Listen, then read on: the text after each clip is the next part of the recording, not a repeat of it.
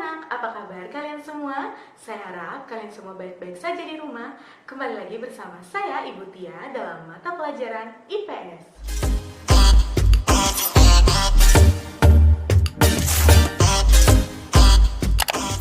Halo anak-anak, hari ini kita akan mempelajari mengenai potensi kemaritiman Indonesia.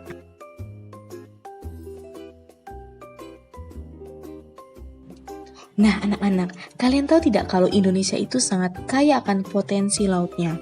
Luas laut Indonesia itu sebesar 5,8 juta kilometer persegi. Wah, luas ya! Nah, yang sekarang kalian lihat ini adalah salah satu potensi kemaritiman Indonesia, yaitu Raja Ampat yang berada di Papua.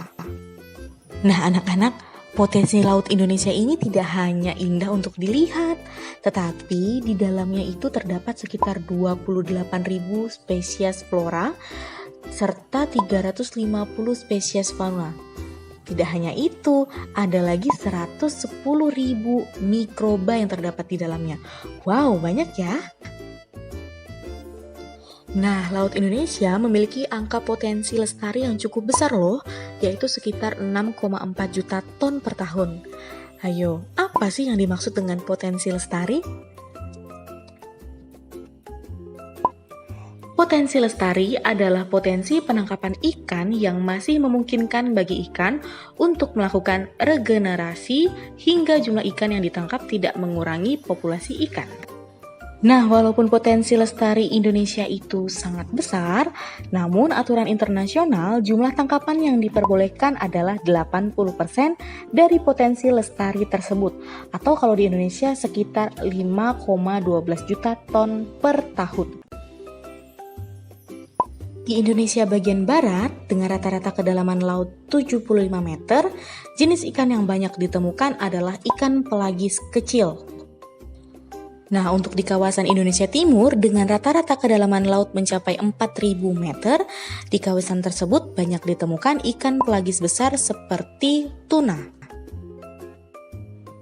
Nah, jika kalian melihat di dalam video ini bahwa dalam laut Indonesia itu tidak hanya ada ikan saja, tetapi ada juga terumbu karang. Nah, Indonesia memiliki kekayaan terumbu karang yang sangat berlimpah. Luas terumbu karang di Indonesia mencapai 284,3 ribu kilometer persegi atau setara dengan 18% dari terumbu karang yang ada di seluruh dunia. Wow, dari seluruh dunia loh, banyak ya. Nah, kira-kira kenapa ya terumbu karang banyak ditemukan di wilayah Indonesia? Jawabannya, karena terumbu karang dapat tumbuh dengan baik pada suhu perairan laut antara 21 sampai 29 derajat Celcius. Nah, pada suhu yang lebih besar atau lebih kecil, pertumbuhan terumbu karang menjadi sangat kurang baik. Nah, karena Indonesia berada pada di daerah tropis dan suhu perairannya hangat, pantaslah jika terumbu karang banyak ditemukan di Indonesia. Nah, selain ikan, kekayaan laut Indonesia juga berada di wilayah-wilayah pesisir Indonesia. Contohnya seperti yang kalian lihat saat ini, yaitu ada hutan mangrove. Luas hutan mangrove di Indonesia saat ini mencapai sekitar 3 juta hektar. Nah, anak-anak, fungsi hutan mangrove saat ini ada beberapa. Yang pertama ada fungsi ekologis, yaitu hutan mangrove sebagai habitat atau tempat hidup binatang laut untuk berlindung, mencari makan, dan berkembang biak. Yang kedua ada fungsi ekologis, yaitu hutan mangrove sebagai tempat untuk melindungi pantai dari abrasi laut. Nah, selain itu, hutan mangrove juga memiliki fungsi ekonomis.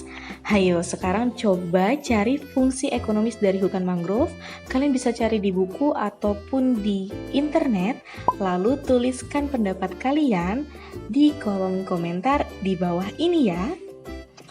Nah, sekian dulu pertemuan kita pada hari ini. Jika ada pertanyaan, kalian bisa tanya langsung kepada saya. Sampai bertemu di pertemuan selanjutnya. Dadah!